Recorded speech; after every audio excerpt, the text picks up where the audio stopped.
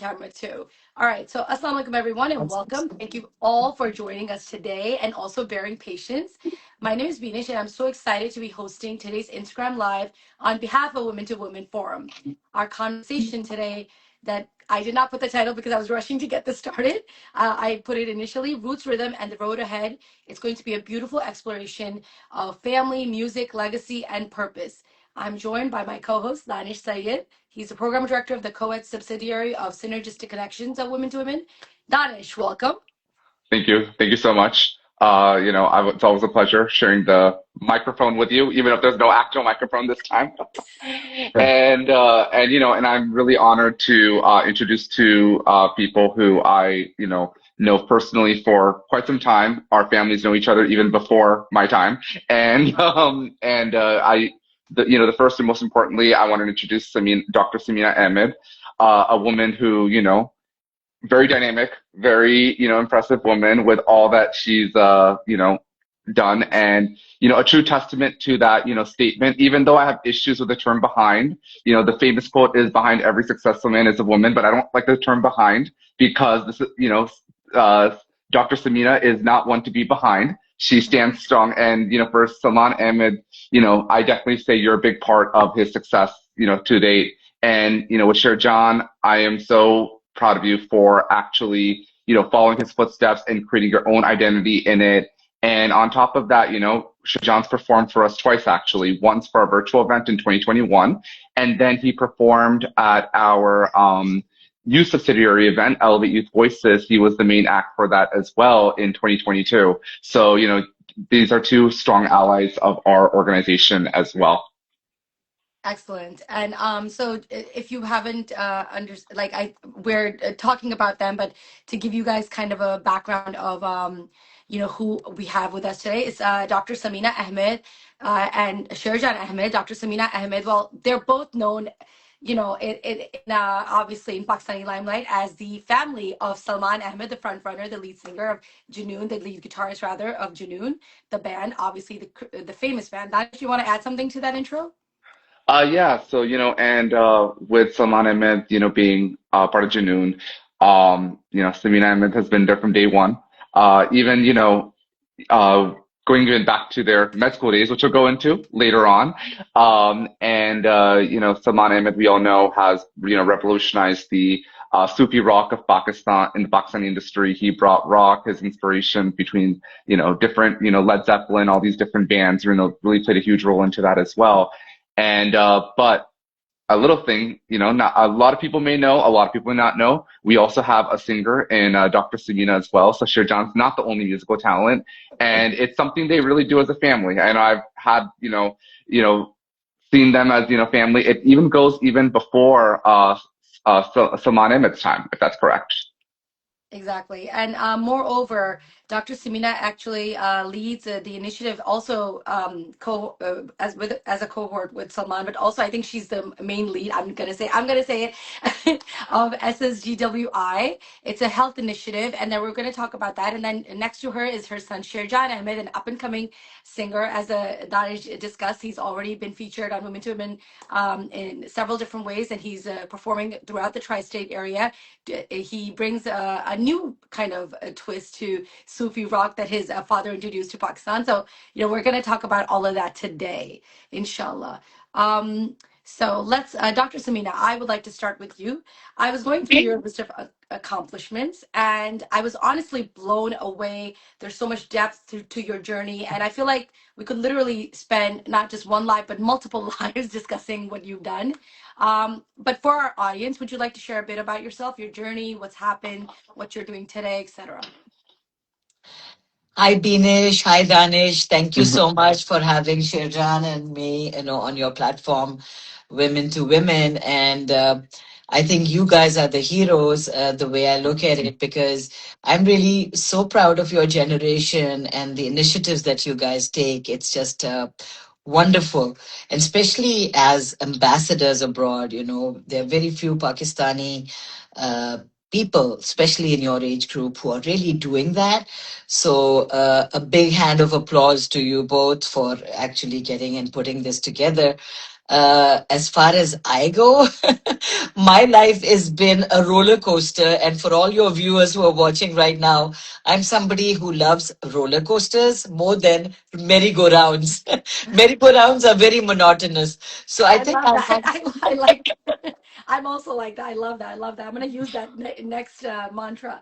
I like roller coasters more than merry-go-rounds. Yes, and I think when you actually love something, you manifest it.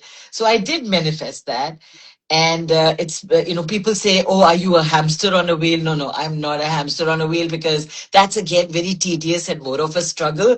Roller coasters are fun. It's adventurous and it's amazing. So I've lived many lives, like you pointed out in one. And so when you asked me that question of talking about what I've done and things, like it's such a big sort of canvas that it's overwhelming. And sometimes I don't like to talk about it because it might actually discourage me and I might just stop. I can totally understand. Well, we also kind of, took on that as well because when we were reading your credentials, we didn't know how to describe you, so we wanted to put that on you as well. And Danish, you mentioned something like the successful woman behind, not the successful woman. You talked about the successful man behind, and there's always a woman behind the successful man, right? So I have a few versions that I want to share with you. One of them is behind every successful man, there is an exhausted woman.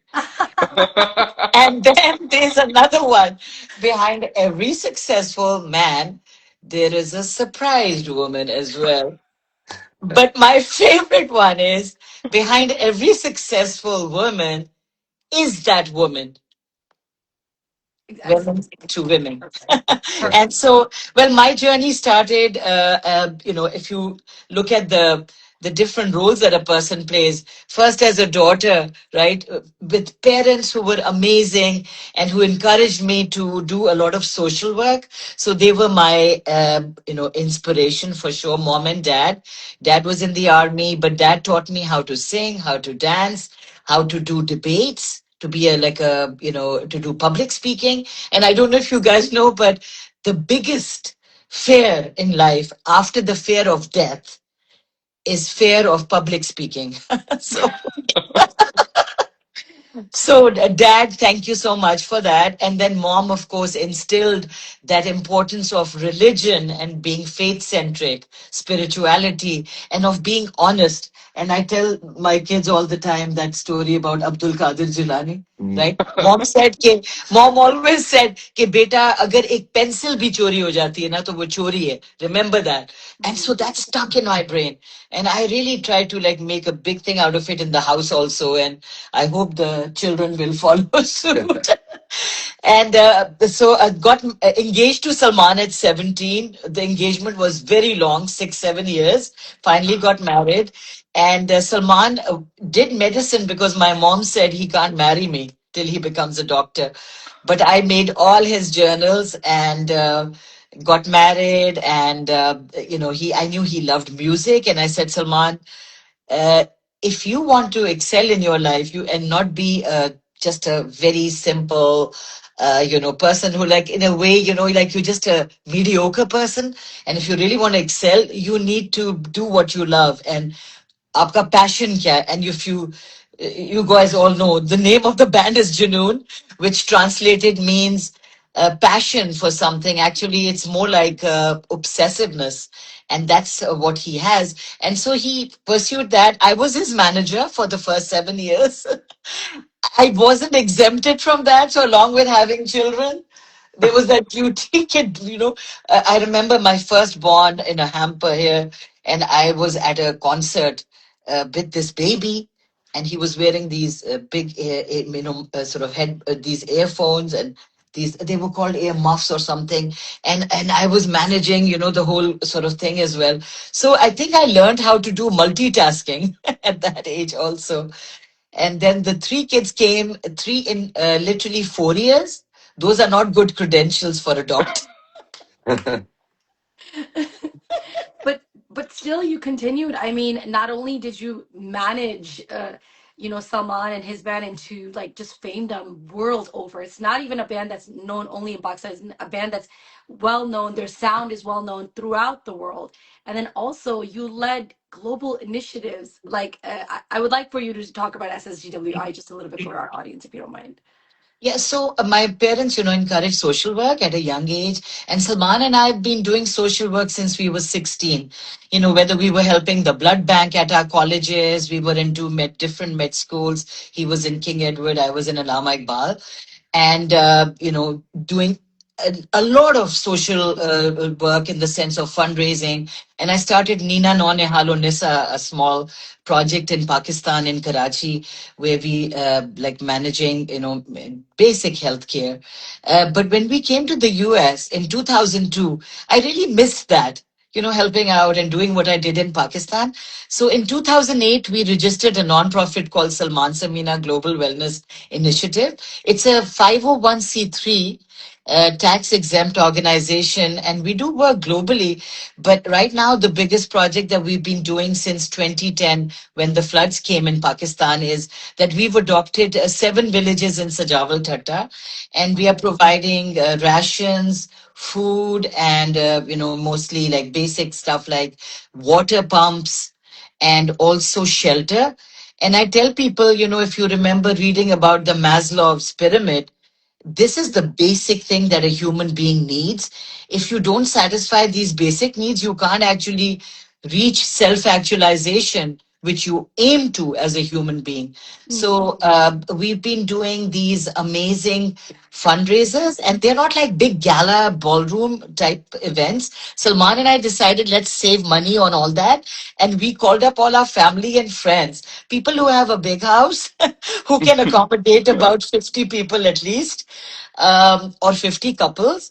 And we go there, and Sherjan is very much a part of SSGWI. He's the media coordinator, and he performs as well. So I give the presentation of the nonprofit, and it's followed by an amazing musical evening. Salman, Sherjan, and I. We try to entertain people, and of course, it's a free concert. A lot of people get lured into it, not because of the fundraising bit, I think, as much as the music. So we did about 7 events last year, 3 in Dallas, 2 in Toronto, Los Angeles, New Jersey. And again, this year we are on our little sort of expedition. So we want people to support us, because this is what we are going to be doing in the long run, forever. Excellent. Uh, So Absolutely. yeah, go ahead, Danish.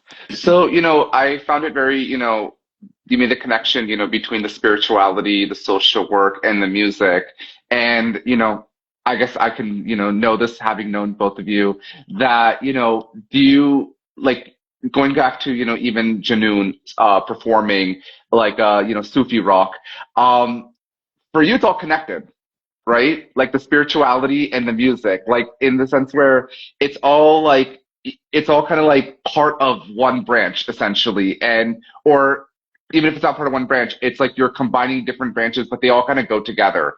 And and I kind of want to ask you, like, spirituality is a big part of your personality. That's how I kind of know you, Dr. Smita, as like, spirituality and all that. So how do you find the connection between, the social work, the music? Like, I feel like, yeah. How do you have that connection in that? So I think the biggest connection, Danish, it's such a beautiful question you asked, and it's very close to my heart. The biggest connection between spirituality, music, and my social work, I think I'll say it in one word, and that is love. When you have love in your life, or you give it out to anyone, because you're a mirror. When you give love, you get love. Anything that you want in your life, you have to give it first. And I think that love connects us. And I kind of put it in the box of unity consciousness. You, me, Beanish, and Sherjan, we are all part of a big ocean, and that ocean is called life, right? Sometimes I might have this urge to come up as a wave and say, I'm taller than you guys, I'm bigger and better. Or maybe at some stage, Sherjan's also like, hey, I want to be bigger and better.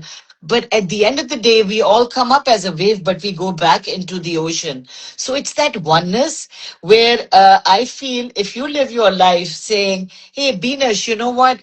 Your pain is my pain. You know, your happiness is my happiness. And I really believe in it.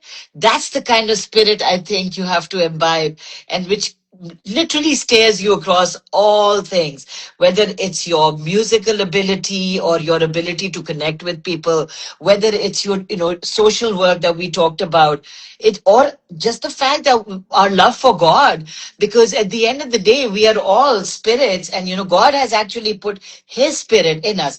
All his attributes are in all of us. If he's compassionate, that's the attribute of Allah, right? Of that oneness or God. You can call it anything. You can call it God. You can call it, give it different names. But all religions are speaking about the same one big power of oneness. And unfortunately, we became fragmented. You see, it was more about me, myself, and I. So I don't really care about the people suffering, in Palestine, or people in Gaza and all, and dying in Iran or whatever, or any of these other wars, because there is that lack of that empathy. It's just gone. It's fizzled out. We get up in the morning, we read the newspaper, we find out, oh, bomb blast, blah, blah, blah, and all, and we carry on. It's like, it's not my business. I didn't get bombed. Why am I going to worry about all those people, right? So I think what connects all of us to oneness is that spirituality. And I want to say, spirituality is not a religion, okay? It comes from love. So just try to get that in your life, mind, body, and spirit. I think that's so powerful what you just said. Basically, I agree 101%. I think we are living in a day and age where we've become so numb to other people's pain and struggle that we'll scroll through our Instagram feed, we'll be on TikTok, and sometimes even on TikTok, you'll see these violent videos.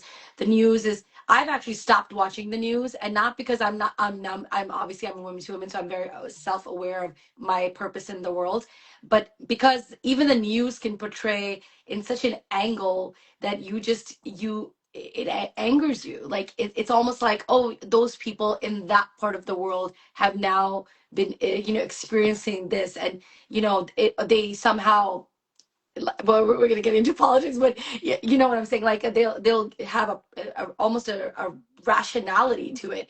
And so I agree, we have become a world that is very numb to these things, and empathy is complete, almost gone, if non-existent. And to be spiritual, I agree 101%. To, like, I have friends that are of all races and colors and religions, and one of the biggest reasons, because I think the religion of humanity, of having that purpose to serve others, whatever, wherever they come from, whatever their background, whatever their experience, that is essentially the greater spirit amongst it all. Yet, obviously, all of us are from Pakistan, so it's general to assume that we're Muslim or whatever. Have a very simple generality, nonetheless, because there's several religions there, but nonetheless, irregardless of what religion we come from, we accept others, and that is the greater spirit. And I love that you actually bestow that upon your children, because I think that is also missing. Unfortunately, somehow I see the world walking backwards. Like there's few, and there's extremes. Like there's extremes where everybody's very in tune with the world. They're self-aware. They're citizens, the global citizens, and then there's those that are completely, I have no other word for it, ignorant of what's happening. And so I love that you relayed that onto Sherjan. So that definitely brings us to Sherjan. Let's bring you in here. Danish, would you like to take this question? Yes. So obviously, with Sherjan, I want to ask you, ho- obviously you can't deny having parents like yours, they're definitely an inspiration. How do you choose to carry that legacy forward? Well, Assalamu alaikum, Danish and Beanish. It's great, to be on your Instagram live, and this time with my mom. As you said, I had the great honor to do two events for Women to Women, and I think it's a wonderful organization, wonderful cause, and you guys are doing an amazing job. So big applause to you.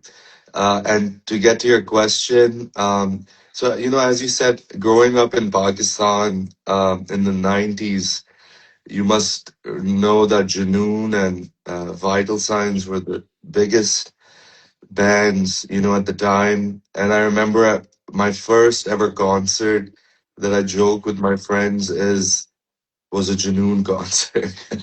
And I was 3 years old, 4 years old. I remember I had those ear muffs on because the music was so loud. And I used to bring a toy guitar to the shows to kind of mime what I was seeing on stage. And I remember I used to be in confusion, like my dad and his friends are on stage playing music and people are clapping for them. I'm so sorry. I'm so sorry. I'm sorry. Go ahead. I So actually is trying to. I'm sorry. Before you continue, Sherjan, can you come a little bit closer? Because I was trying to figure out how I can make your screen a little bit bigger because we don't see you. Apologies oh, for the okay. interruption. Do Yeah, you go see me ahead. now? Okay. Yes, a little bit Yeah. bigger. Yes, thank you. So I'm I sorry. was, I'm so yeah, sorry. Please continue. it's all good. So I was saying, when I saw, my dad and his friends playing on stage and noticing that people are dancing and clapping for them, I realized this is a great job to do when you get older. so, so that's where the spark started, for music. And sort of that passion followed later. But I remember in Karachi when we used to, grow up, it wasn't just my dad who would be doing music. My mom is a singer as well, as Danish mentioned. So she would also keep the musical, tradition going by having these ustads come to the house. She would sing famous ghazal songs, and there would be a tabla player, a harmonium player. So me and my brothers would sit around and just watch that too. So we had these two different flavors of music happening where you're listening to your mom sing classical music and your dad playing rock music. So that evolved as we moved to the US in 2002, which was right after 9/11. And you know how tough it was to be a Pakistani Muslim in the States, going to school, elementary school, and being bullied by people for the color of your skin or your name. So I remember going on the bus and just not, people wouldn't give you a seat to sit on at the bus, or they would call you names. But when I turned 13, the thing that changed all that was this instrument right here, guitar, you know? So when I started playing the guitar, the same kids who bullied me became my friends. So I've noticed when people see, especially in the West, if you are if you're working hard, if you're following your heart and achieving what your goals are, people respect that over here. So then all the walls of religion, your country, they go away. It's just the connection of the heart. It's like a spiritual thing. So at 13 I picked up the guitar and I taught myself. A lot of people don't know that information, that but I would figure out songs by listening by ear. So if you play me something, I'll figure it out. And then same with singing. I would listen to my favorite artists, try to copy how they sing. And then there's a saying, learn from the greats, but then make it your own. So that's what I would do with music. And as I was on this musical journey, I started performing, at my school talent shows to see if there was any positive reception. When you're young, you're thinking like, oh, will people like it, or am I good? So as I was doing the school talent shows, I noticed people would say, oh, very good job. And that's how it progressed. And then as I got older, I was learning these Janoon songs, and my dad would notice like, oh, how did you figure these out? Because I never showed you these songs. So that was a good encouragement for me, because I realized, oh, maybe I'm doing something right, if I'm learning all this stuff. And, in our culture, you notice there's a lot of nepotism and family. If you come in a family of famous parents, you are just automatically given the pedestal. But the good thing about my parents is they never gave me that. They wanted everything to be done on merit. So even when we left Pakistan, which is rare because Junoon was at its peak at that time, but they left that fame and, fans, and technically all your work and everything is coming from there. So you would think, why would you leave Pakistan then come to the United States where nobody knows you?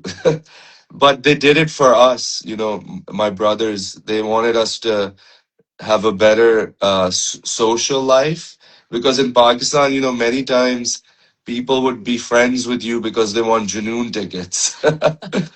And I remember one time a teacher came up to me and she said, I've heard that you're having a birthday party at your house. So can I also come?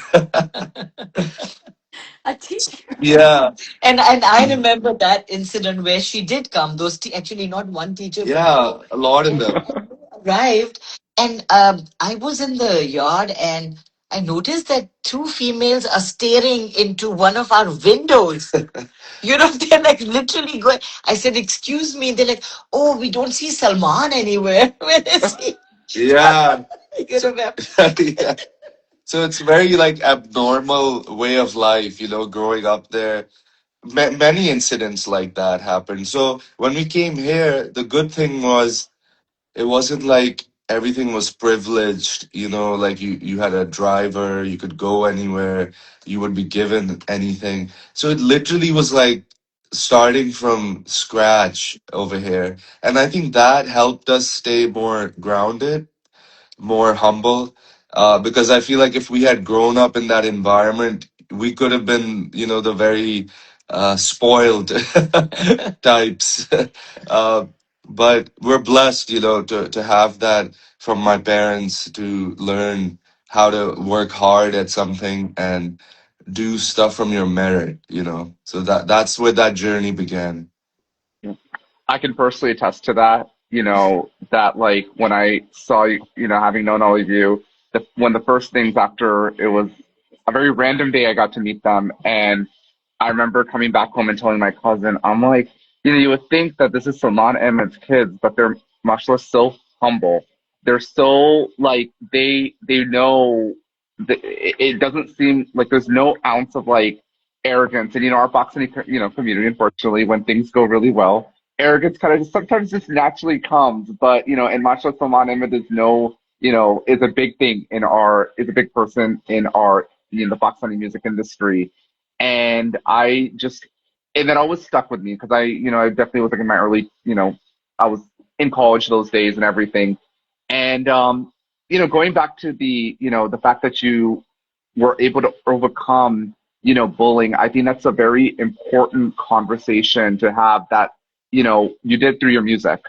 And I've always said, and I may have actually subconsciously learned it from both of you, with all your lessons, that music eliminates all boundaries. And music, and arts in general is actually what combines our, communities together. And, with Sherjan last year, you did an event for your community where you performed your Pakistani songs, and you had I was one of the very few Desi people over there. It was mostly, the white people who were listening to your music and so interested to listen to your compositions. And I know you're a whiz at the guitar because I've seen the way, you hear a song, and I've personally attested the way you learn a song right away. But going back to that whole art thing, behind borders, I think especially in our Pakistani American community, this is something Beanish and I definitely, talk about ourselves and definitely try to push. Our arts has been very limited. And, if we compare to, our closest neighbors, it would be, India and Bangladesh, where arts is a big part of their culture. And with us, it's always kind of been arts is always secondary to, like having a successful career. And it's always also been in that mindset where when you're successful, everyone loves you. But when you're not successful, it's like what you're doing. So how, what would you say about, how do you think as, we as a Pakistani American community, can we, push that arts, to put us, at to build the community further in that regards? Uh, Anyone can take that. okay, yeah. So that's a great question. And one thing before I answer the question I want to add is, so when I met Danish, Beanish, this was 2015, was it? Or 14? 13. 13. 13, wow. 13 years. So I remember the first day I met Danish, he was like sharing all these ideas he had in his mind, and I was just in awe. I'm like, wow, like, man, you should become like a director or something, like a visionary. And now, many years later, to see him, being a singer, he sings live, a host, a organizer, working for an organization, and many, many other things. And even acting, I think you might have done at some point. A little bit, very little. Yeah. Yeah, So yeah. I think that's huge, because I remember I noticed that from our first meeting. And like you're talking, the question you just asked about how can we push this, like, for arts and these initiatives more. So I think the answer to that would be stuff that you guys are doing, like the organizations, like the Pakistani American organizations, when they do events, that's a great platform to showcase the arts, the work, the social work that you're doing. And when you invite artists and actors, and visionaries, that gives them a platform to be showcased to a wider audience. So I think doing stuff like, Instagram Live, like this, events, concerts, and investing in the arts is what makes the artist shine. And Yeah, I'll just sort of add to what Sherjan said. Yesterday, I attended a reunion of sorts. I graduated from Kinnaird College. Before I went to med school, I had to do my intermediate studies there. So we have an organization called Oaks, which now they have renamed as Kinnaird College Association USA, or Associates USA. And they have an annual event, and I was invited to that yesterday. And I noticed that a lot of course, we didn't have any American British people studying with us when I was in that college. But I did mention to them that the most important thing for Pakistani Americans in the US is to integrate. And somehow we don't. So we've got this, unfortunately, like a pond mentality. What happens in a pond is, you will always be special. You will be the most sort of, because it's a small kind of zone, right? And it's everyone is the same, so there's nobody's threatening anyone. There is no uncertainty. We all know each other, but that can be dangerous, and especially in countries outside of your own. In Pakistan, it works well. And I think Pakistan is the only country that when I visit it, I only see Pakistanis. That's it. No other ethnicity, no other race at all. Why? I don't know. But I do feel, and I encourage that when you arrive in a country like the US, try to, you know, s- make friends with people of all faiths and traditions. You know why? Because then you can explain to them that Muslims are not terrorists, and Muslims do not like just, segregation. We like to integrate. We are very hospitable, stuff like that. And that can never happen if people don't experience you. So, in your own areas, how many times do you really get down to events which are, mixed events? I haven't seen many, and I've been in the US 24 years. I see very few events, and also situations where Pakistani girls and boys have decided to join, maybe, like, get more political, get more active politically. in the process of, like, like Mamdani right now for us has become like a big hero, Yeah. right? Hmm. Mamdani becoming the mayor, the first Muslim mayor of New York is like such a big thing. But we have like big populations of Muslims and Pakistanis also here in the US. You need to get out of your comfort zone. That's what I'm trying to say. Get out of that comfort zone and try to make yourself more visible. Like Sherjan suggested, all those ways that you can. And it's an initiative. Now, another thing I've realized is, as a doctor, I study, of course, as a medical doctor, we study genetics, we study physiology, and we study psychology of people also. I have to say this, and I mean, I'm a proud Pakistani as such, but I want to say that somehow there's a gene called the lazy gene that somehow has found its roots in our DNA, and we need to fight that. And please remember, genetics is not everything. Don't say, I got the lazy gene, what can I do now? Well, the new term that you need to remember is called epigenetics. Epigenetics is a term which means that if I had history of heart disease in my life, or I did have the lazy gene in my DNA, I can totally make sure it does not show itself. It stays there dead. It doesn't have any strength. So, Preventative measures. so basically, like we tell people, who have the genetics of getting heart disease, lifestyle change. Come on, be more active, eat better food, sleep on time, and stuff like that. So for that lazy gene to not appear, you need to do something. Please get involved. Yeah. Absolutely. So I will always say, going back to, Shajan's point about us meeting, one thing that always alarms me, like not alarms me, that's totally the wrong word to use, but that always, fills my heart is the way, both, Dr. Samina and Sherjan, they they just they just like they're not just in it for themselves. They want to see everyone grow around them. For those who know, with Women to Women having sung at our last year's event, my first singing event was in their basement. And they just gave me a mic. And it's not like they just gave it to me. They were giving it to everyone. And we always I think that one thing is that there's those who kind of give you love, but I've kind of found those people who give, if there are five people in the room, they will make sure each of those five people feel important. And that inspired me, even in my musical direction. Like I'm always, trying to encourage others to come on stage. It's a very competitive world out there. It is, and, learning from you guys to share the love, inspire others, bring people community. This is essentially what makes a community so strong. And you indirectly kind of, well, you mentioned that in that, when you were saying that, where it was like, the lazy gene is we're only kind of in it for ourselves at times. And, it's about how we can build our community and understand that when we all prosper, we prosper together.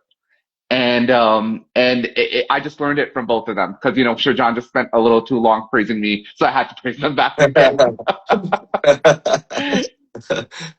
So I agree with you, Dr. Samina. I think you're right about there is still a retention in even our Pakistani community, almost a reluctance. Like having grown up in the United States, I feel like, not for nothing, like this was not necessarily encouraged by my family. Like my family was very traditional, but nonetheless, I was somebody who wanted to go out and be active in the community and kind of bring things together. It's just like something that's within me itself, and but that's not necessarily for a lot of people. So, we on Women to Women, especially, we try to encourage the youth. I always say that if we're the last people to lead Women to Women, then we failed as a forum. So we try to encourage everybody to come on board and be active in not only the political but also helping others.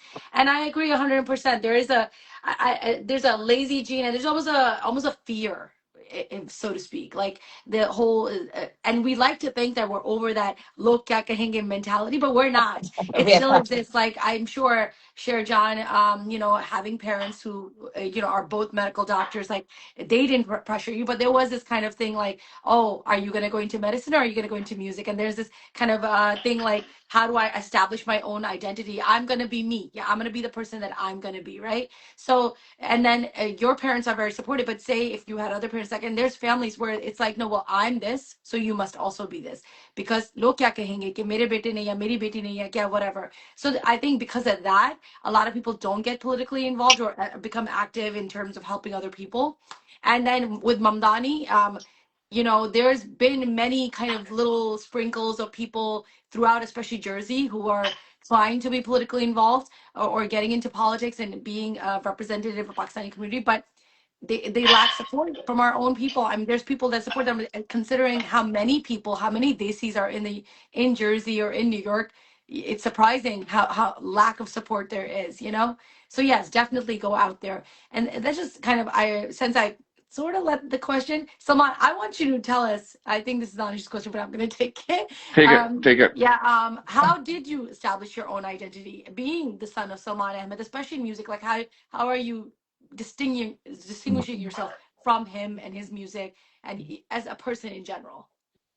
That's a great question. Because many times, um, when you're a star as kids, you always have that pressure of, can you live up, to the name, or will you fizzle out? And you see many times, um, people get into that pressure, and they just go on different career paths because they realize, oh, this is too much to bear. But I've always, as I've gotten into music, that pressure is always there for sure. Like, if you have this expectation to be this level of artist, but I've always in my head kept it this way, that if I'm doing music and if I'm creating the stuff that is real and true to me, then that is a success in itself. So it doesn't matter if people compare you to, that. And another interesting story is, which I want to share, is, at first, whenever I would go and do events, I would never like when people would say, let me introduce you as Salman Ahmed's son. I would tell them that, because I was like, I just never liked that feeling. And some people are okay with that. So in the beginning, what I used to do is, when I would do shows, I would email or text organizers and be like, hi, this is Sherjan. I play music. I'm based here, and these are my songs. Would you be interested in doing a show of mine? And they would listen to it, and they'd be like, oh, you're very talented, and they would agree, and later on they would find out that I'm Salman Ahmed's son.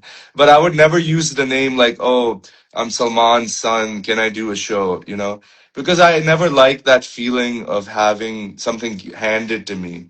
And now as I've gotten older, I realize, there's nothing wrong with having that, because at the end of the day, God gave you or blessed you with that as well, the family that you're from, and the your success of your parents.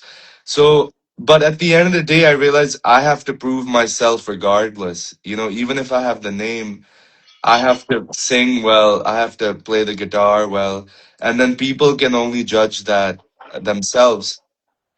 So the music that I put out is definitely inspired from Junoon, but it definitely has my own sound as well. Like the influences that inspired me, especially like Western bands like Coldplay, is a great band that influences my music.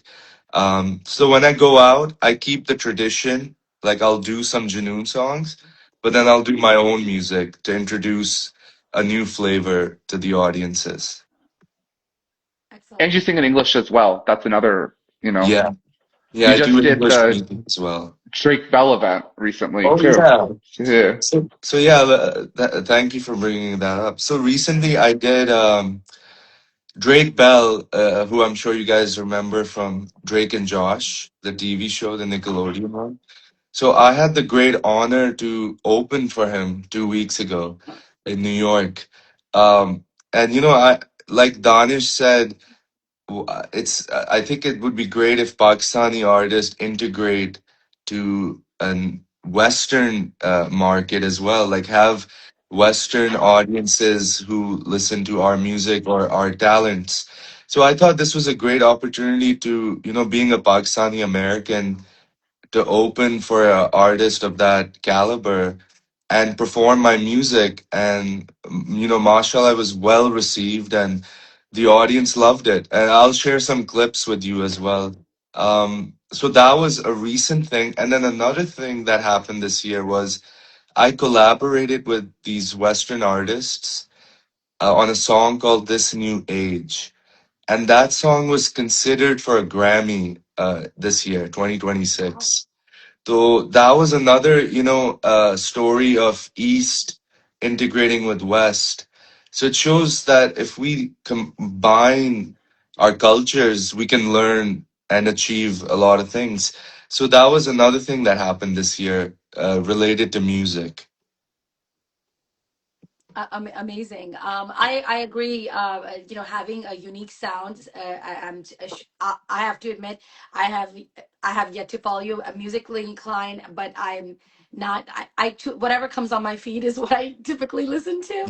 But Yeah. I'm definitely going to listen. And since it is a mix of Western and Eastern, that's the kind of genre that I'm into. So I'm definitely looking forward to hearing that. And I'm very impressed that already it's being nominated. Your music is being nominated for a Grammy. That's highly amazing. Thank And you. I agree 101% that actually having a name, a famous father, a famous mother is actually, if anything, it sets that bar even higher for you. Like somebody who might not be known, that person is not going to, they're going to be received as an almost as an amateur. But when people receive somebody such as yourself, who has Salman Ahmed as his father, Dr. Samina Ahmed, who's also a singer, as the mother, there's this expectation of, oh, this person's going to be this, that, and the bar, like, which is already pretty high, to get noticed, to make it, is kind of almost set higher. So it's actually more cumbersome, if anything. And for you to Yeah. make it irregardless of that is like, it's absolutely amazing. So what this is a question for both of you, actually. Um, what does success look like to you today compared to, I mean, obviously you're still young, but compared to, say, 5 years ago for you, and for Dr. Samina, I'll say a decade ago? What does success look like to you? And especially with your global health initiative and all that you're doing in that aspect, what does success like to you? This is for both of you. So I just feel through this question, I want to convey to your audience that don't get caught up in this world's, this word success, because I think that in a lot of way does lead to becoming totally myopic and going into your little sort of shell, worried, will I be successful or not? What will happen if fame comes and things like that? And what if it doesn't? And I've seen that to cause more turbulence because, like we say, please try to do stuff and everything, and people don't try and they fail. They are scared of failure.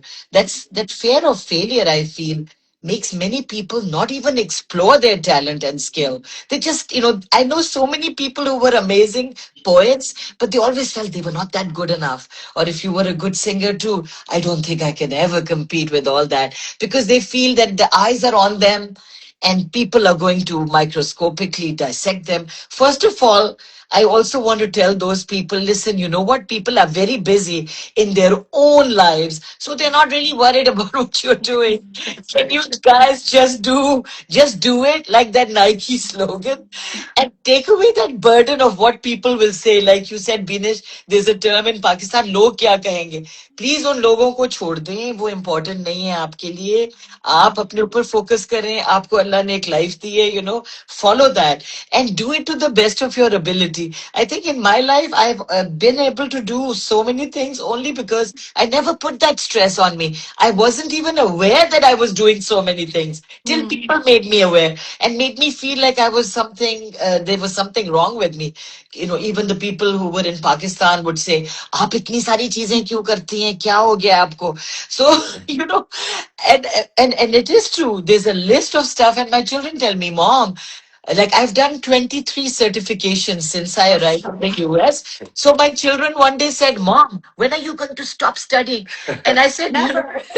I said, never. I'm going to keep learning till my last breath, okay? And so for me, success is, and I'll tell you, success is having peace of mind. Success is having a lovely family like Shamil, Sherjan, Imran, and a husband who does dote on me. He tells me every day that he loves me. He actually calls me, what does he call me? Popa Diamond. Diamond. He has a word for me. It's a diamond of sorts. I don't know what it looks like. But my nickname is Popin. Oh, So this is oh. a new diamond. It's called Popa Diamond. That's what I'm dressed as. And then, interestingly, I mean, I did a cooking show in Pakistan. I don't know if you're aware, but I did 7 years of the only cooking show at that time called Potluck. And there were only two channels at that time. Now there are hundreds of channels. So this program would come every week, in which I'm trying to teach people how to eat healthy and wellness and all that. And I enjoyed that thoroughly. But whatever I did, and I do it with a lot of intent and a lot of passion, because I've understood It's a triangle that I want you to remember. This is a triangle which will lead to, I guess, what the world calls success. And if you do want to do that route, do it. So it's a triangle. And the triangle is, first of all, having passion for what you want. Junoon, okay? You have to have that passion and love. Because there's also a surah in the Quran. Today I was reading that ayat. It's in the 27th chapter of the Quran. And it's God is saying to us, and I'll say it in Urdu and English. Mhm. So Allah is saying, तुम जिस चीज की कोशिश करोगे ना, कोशिश means कि strive करोगे, उसके लिए स्ट्रगल करोगे, you will get it. He's saying it. जिस चीज की कोशिश करोगे तुम्हें मिलेगी. So what God is saying is, if you actually really work hard to achieve anything you want to, you will achieve it. So in this triangle, I've put passion as number one, and my second thing is hard work. Okay, so you have to have that ability. Wo lazy gene need to get rid of that. Okay, so hard work. Okay, that's the second one. And the third one is discipline. Jinnah talked about it. But agar discipline nahi hai na, forget it. Because whatever you love doing has to be done every day, and it has to be done repeatedly. It can't be done once. If I want to make the best ice cream in the world, or the best chocolate, or I want to dance like Michael Jackson, you have to do it thousands and thousands of times. So remember that discipline to wake up with the birds. I think they have a 5 a.m. club also. People talk about it. People who wake up so early with the birds, and then they work hard, just like the birds. And then, they do achieve whatever they want to. So that's my bit on Yeah. success. Love it. Sherjan? Yeah. So, that's a great question because in the age that we live in, it's a social media age. And whether it's your Instagram, TikTok, Facebook, YouTube, I've noticed what you see on there is a false representation of success. Many times you think, oh, if I have a million followers, or if I have a viral hit song, and if I have fame, I'm successful. I think, success is what you want it to be. So, like, if you write down your goals for the year, like, I want to achieve this, I want to do this by this year, this month or this year, and you achieve it, that's success. Even creating a song and putting it out into the world, despite if it gets any views or acclaim, is success, because you did something and you achieved it and you shared it with the world. So that, in my eyes, is success. You took a risk. Exactly. I mean, to get over that fear of, how it will be received, especially when you're creative and you're putting because creative expression is certainly, it's your heart's voice that you're putting out there for everybody to kind of dissect, criticize, Yeah, whatever. And yeah, to actually be able to do that is certainly a definition of success. I love how Dr. Samina actually gave us a triangle. Like, first, you must have junoon, you must have passion. Second, you must have action. And third, you must have discipline. Oh my God. And I, as you were describing it, I was like, okay, passion for sure. Everybody knows junoon, literally, like there's a thing that my friend, she recently started saying it to me. And initially I was like, yeah, but now I'm like, she said, आग लगी बस्ती में बीनिश अपनी मस्ती में so, so it's like I was like, okay, yeah, that's me, that's totally me. So but like exactly, like junoon ek hai, जो करना है वो करना है, as long as you're not harming anybody, you're not, you're doing it for the greater good, like that is, go for it. You have the energy Allah Ta'ala bestowed upon you, this energy, this passion, this intent to better the world in whatever small way. Like we all have a purpose, and what is that purpose? That's essentially that's the question of life, right? What is my purpose here? Yeah. And to do that and then put it in action. So I was good with both of them, but the discipline, okay, I have to work on that a little bit. But I'll admit That's the I tough have to one. work on that. So I also anyway, yeah. I also think success is also perspective as well.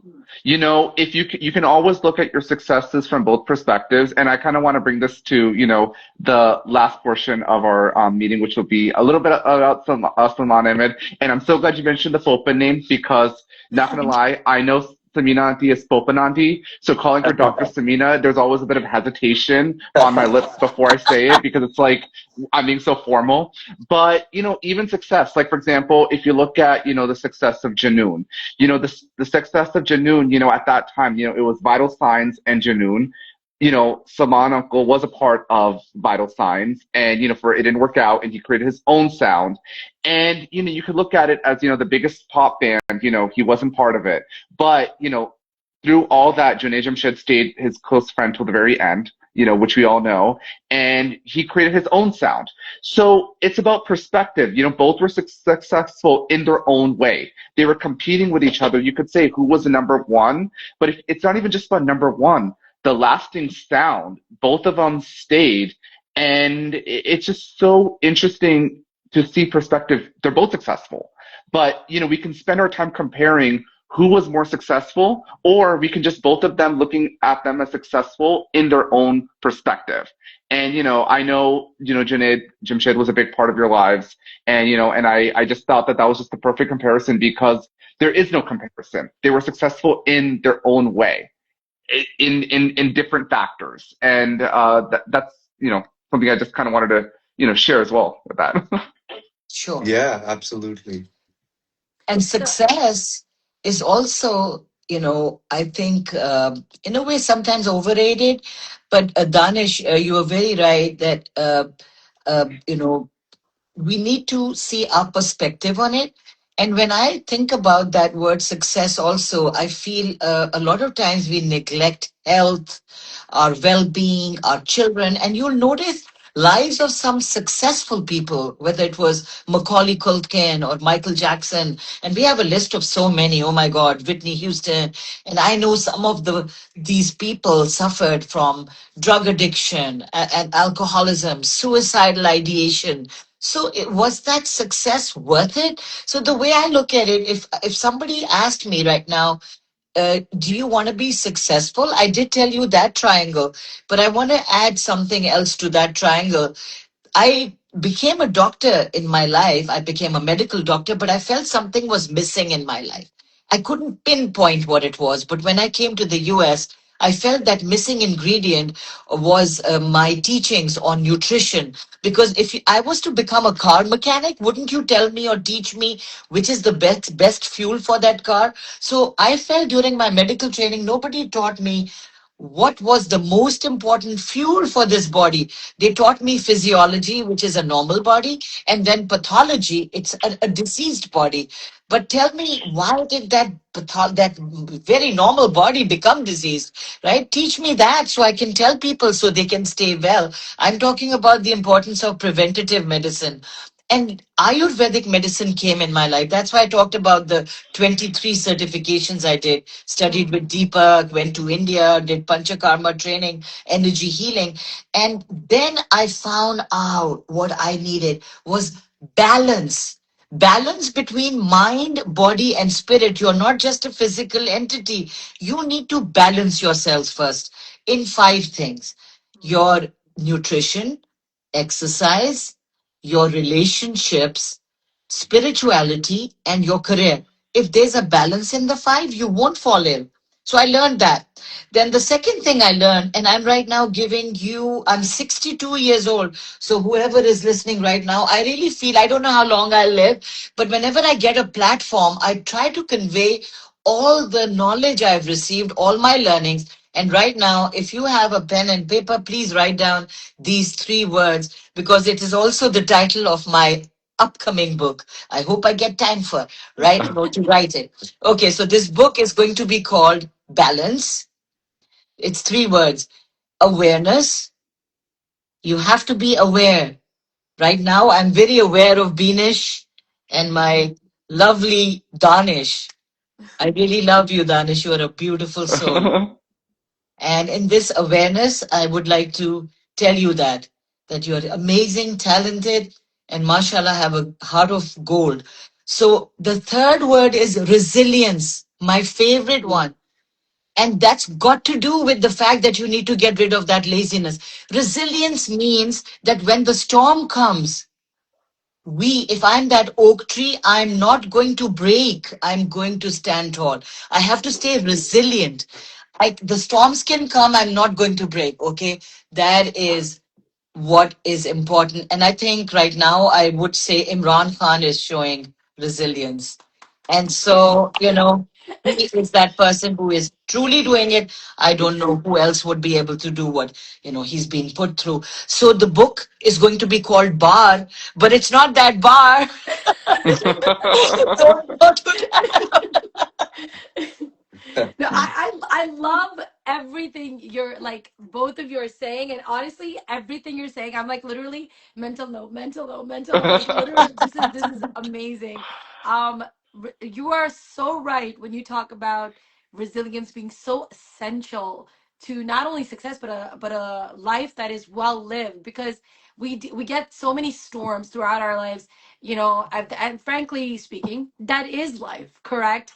And then to come like there's many that will unfortunately let that storm overtake them, and you see that even in the celebrities that many of them turn to drug abuse to counteract the effects of stardom. Frankly speaking, it's a lesser known thing. People talk about in documentaries, but it's never talked about in popular culture, that all the stardom does come with a price, to be criticized, to be put in the front of everybody, and people can be very mean to other people. So it's like, they do so many things to counteract that, to kind of set their mind, and like to be resilient is possibly the biggest key to success, because if you fail, you're not letting that failure take you down. You're going to, or if you are criticized, you're not letting that, or if you're, if there, a storm comes your way, you're not letting that put you down for life. You're like, you're gonna come out of this, and even if not now, eventually, inshallah, right? So like, so that I love this, I love all of this. And um I have a tendency to talk too much. Donna, do you want to say No, something? no, no worries at all. No, I think we all four of us love to talk, and that's what I was telling Dinesh before this call. Is like, we all like to talk. It'll be a great conversation, and obviously it's been so. We have a few Salman Ahmed fans, in our watching the live stream. So we do want to ask kind of a special question that I always like to kind of bring up to Dr. Popananti. I'm going to just call you that from now on, and Salman Sherjan. That what is one thing about, Salman Ahmed that, you have the privilege of knowing, but not the unfortunately the average audience wouldn't know unless you tell them? Oops. Like, That's a tough one, okay? Okay, Salman's one thing. Okay, I don't know if you guys know, but he has a tendency to wake me up in the middle of the night because he has come up with a tune and ooh. he wants me to sing it so that he can find out whether it's a good tune or not. And so it could be 3 in the morning, it could be even earlier, and it's tough. And oh my God, that's a tough call as well, because imagine waking up in the middle of the night and having to sing. And he does, and I mean, he does stress on it that abhi karna hai, abhi isi waqt, because then I'm going to forget it. So thank God for the phones right now, because now we have phones which can do the voice recordings and all that stuff. But then you do recall that Junoon is from 1990, right? Yeah. So 1990, maybe we didn't have any of that stuff of those phones. I had to get up in the middle of the night and record. Like, not record, sing. That's a supportive wife right there, you I guys. know, right? I've heard of watched some on Emma that where you talked about how you supported him when he was ill as well. And I mean, there's so many things that you've done to support him, and in many ways. And then, but to wake up in the middle of the night at 3 a.m. I mean, it's like, okay, you want me to what? It's like Oh, I have another one. I just remembered. So this is another one. He likes to watch a movie, the movie that he loves, then he watches it many times. So Slumdog Millionaire was one of his favorite movies, and he watched it 17 times. And I watched it with him 7 times. And oh after the seventh time, I said, Salman, I love you, but I can't do this anymore. God, oh my God, oh boy, oh Oh, wow. And So now his next one is the Michael Jackson movie, by the way. He's watched it 2 times already. oh oh wow, wow. And oh I think wow. it aired 4 days ago. So He went to watch. Wow, that's amazing. Yeah, no, that's another one that I would have trouble with. Like, I was like, I'm always like, why do I need to? I know the story already. Like, why do I need to see it again? But that's amazing. You, mashallah, kudos to you. To Sherjan, like, is your dad more rock star, or is he like? You have a hard time imagining him as like a strict dad, but you tell us, is he more rock star, or is he more? Well, people, fans and people only just see the external, when they go see a show or they see their stars on TV. But actually, I never understood why he named the band Junoon. But when you get to know him, you actually realize that he's the embodiment of that word. Basic Junoon means obsessive passion. So, growing up, I've seen him, like, his work discipline is manic. Like, he could be working on something for hours, and he won't remove himself from that until he feels he's done it to his best ability. So that's why I think that word Junoon embodies him, because he does something with his Junoon, with his passion.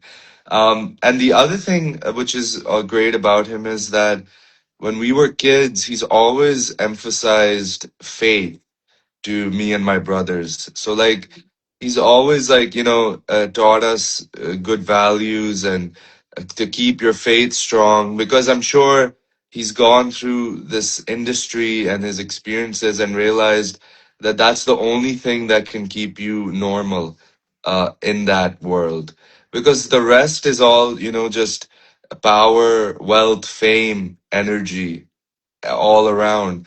So you have to keep your mental state of mind healthy and stable.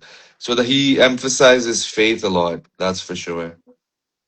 Amazing, Danish. And then I'd like to also ask you, what is one thing that you also have the privilege of knowing about Salman Ahmed that our audiences would love to know during this call? Um. So yeah. So I guess it kind of goes into what I just mentioned, that Yeah. he's obsessive, with his work ethic. He will, he'll spend more hours. Like, if we're practicing, I'll be like, okay, I'm done. I can't do it anymore. But he'll still be doing it. So that, I think, is an amazing quality to have if you're somebody trying to achieve excellence in the world, that your work ethic is very disciplined. And I can see that now with all that he's accomplished, that it must be that work ethic that's helped him, achieve all the things he's done in life.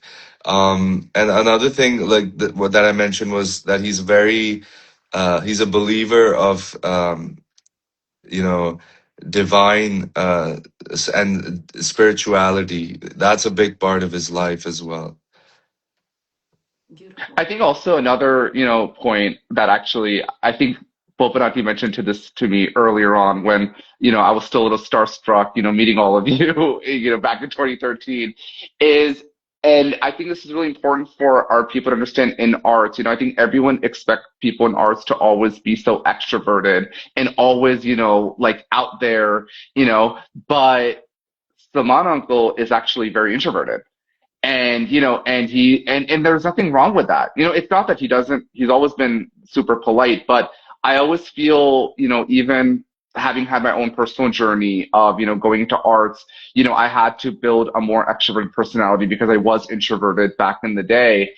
And it always kind of astounds me that he managed to be true to himself and introverted, which is another topic we could get on, but time doesn't permit us. But that was also something that really stood out to me as well.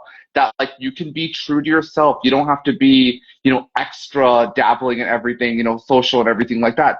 You can just be your calm, regular self and still, you know, perform, the guitar and have audiences screaming off the top of their lungs to your music. That always stood out to me as well. And, your family has always been a huge inspiration to me in my journey as well. And I'm always forever grateful. And it's always like, we share that love, of music. It was, an amazing word that, Bopanati told me 2 years ago when I met her and singing was really picking up for me, that this is a God-given talent. Don't give up on this. And it's just always that the fact that you guys have always inspired me. I've always tried to pay it forward and, always pushed, a fellow co-host of mine right here to sing with me multiple times as well. And I always want people to just share the love of music because, as you said, this is all built by love. So don't make it competitive. Make it something that we're all in this together. Just the way, Saman Ahmed and Junaid Jamshed, they were competition, but they were friends through all of it. And they were both really in the industry, but they still retained their friendship through all of it because the foundation of it was love. And that's why both of them are still very, even in though, the 90s, time is ticking. 90s is not that, is, slowly becoming quite time ago, but they are still legends in our industry. And Danish, So, I just want to dovetail on what you're just saying. I did recognize your talent, and I think I was at your house once when you gave us a performance. All the friends were around, all my nephews and nieces were there too, and I saw your confidence on stage. So you definitely are not scared or frightened or don't have that stage fright, and so you should continue on this journey without being really sort of keen on whether it's being liked or not. I just feel you sing for yourself, you sing to liberate yourself also. And a lot of times I encourage people who never got the ability to make it on stage or become public, that you do it to heal yourself. Because if you sit down in the evening and start singing, you'll be shocked that the benefit that it can have on your thyroid. Your thyroid gland is right here, where this is the throat chakra. We teach chakra sound meditation. I do that in my wellness center.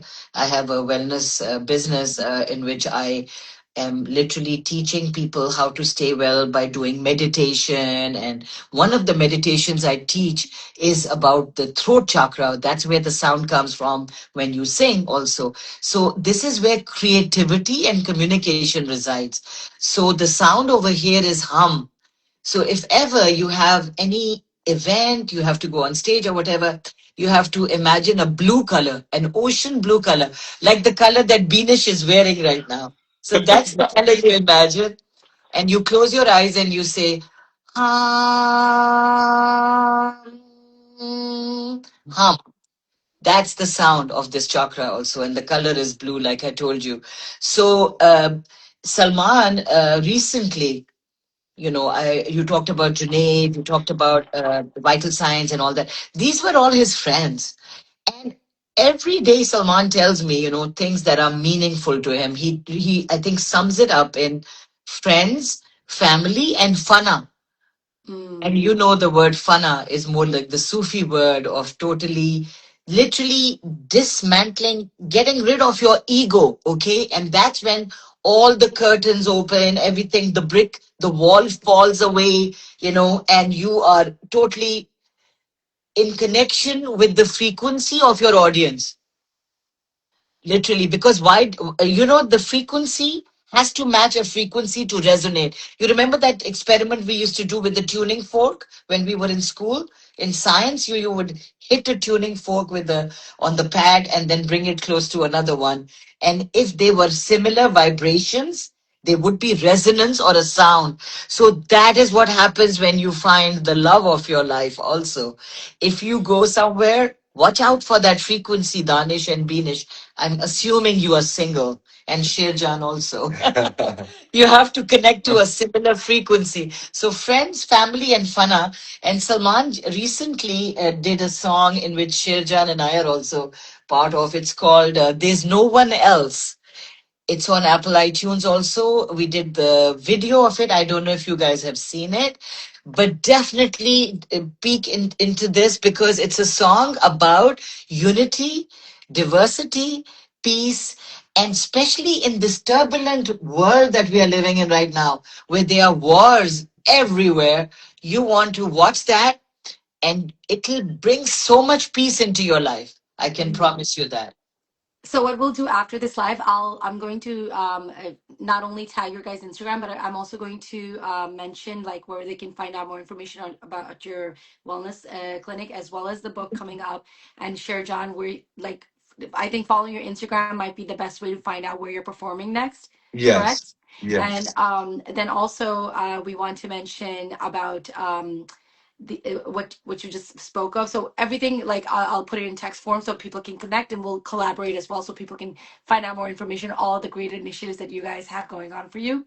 um to Danish, shall I introduce the next? Yeah, So one of the yeah. Danish said that he likes to encourage me to sing for a big, to encourage the love of music. I have love of music, which is why I don't sing. So but I was like, no, मुझे अपनी अपनी ability का पता है, और आजकल तो बिल्कुल जैसे शादी सीजन की वजह से मेरा गला बिल्कुल पता नहीं कौन है ये जो बोल रहा है गले के अंदर से.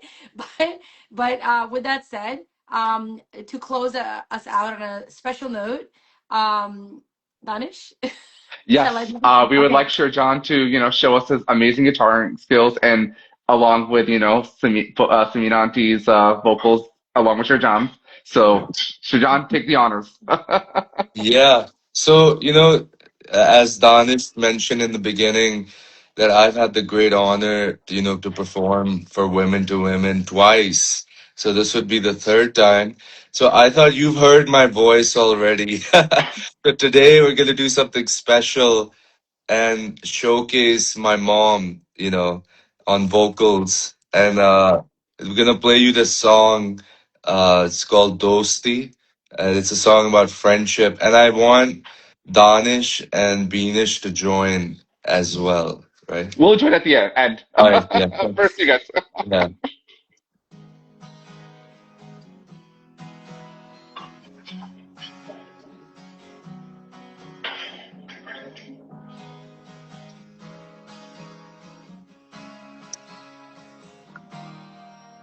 यारो यही दोस्ती है, किस्मत से जो मिली है.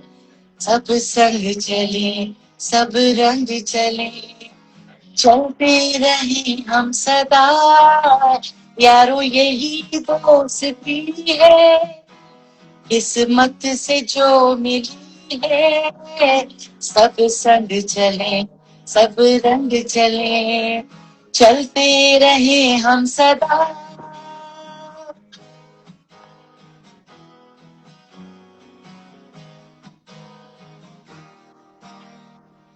टूटे ना कभी साथ ये, छूटे ना कभी हाथ ये, अपनी तो है यही दुआ.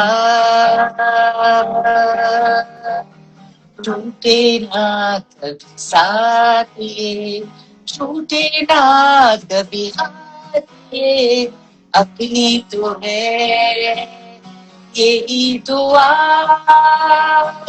ओ यारो ये दोस्ती है मत से जो मिली है सब संग सब रंग चले चलते रहे हम सदा. And now you. All of us together. All of us together. All right. Yeah, yeah. One, चारों यही 2, 3. दोस्ती है. दोस्ती है किस्मत से जो मिली है सब रंग चले सब संग चले चलते रहे हम सदा. यारो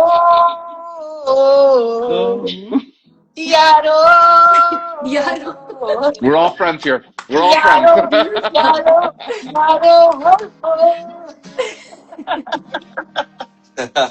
Love You know? it. Love it. That was absolutely beautiful. Thank you so, so much for sharing that with us. Dr. Samina, Sherjan, and Daanish, of course. Thank you for your time, your stories, your energy today. This was absolutely amazing. Guys, do look out for all of this information that we've talked about, all of the legacy that Dr. Samina is leading and carrying forward with Sherjan as well. Please do follow them both. They're doing amazing things, and I hope you all take not only not only are you inspired, Chinuni, not only are you taking into action harkat Discipline. and discipline. Discipline की क्या उर्दू होगी? Discipline की कोई उर्दू है? but Tanzeem. Tanzeem. There you go. So I hope आप सब ये चीज अपनी life के अंदर embody करें इंशाल्लाह. Danish? No, thank you so much. And this is my first live stream, and I'm so honored to have shared this with Beanish, who has been, someone we share a lot of pain, through all of our hard work in this organization, going back to one of your earlier points. And then, two guests who have been a huge inspiration to me over the past decade. And, it all comes full circle eventually. And this was definitely, I couldn't have asked for a better first live stream as well. So thank you all three of you. Thank you for having us. Thank you so much. Thank you you, so much. Danish. Really Thank you, appreciate it. Beanish. Thank you, Thank you. Dr. Samina, Sherjan, Danish. Be sure to stay connected with Women to Inform and Synergistic Connections for more conversations like this. Until next time, take care and stay inspired. Assalamu alaikum. Allah and Allah. Allah Hafiz. Allah Hafiz. Allah Hafiz.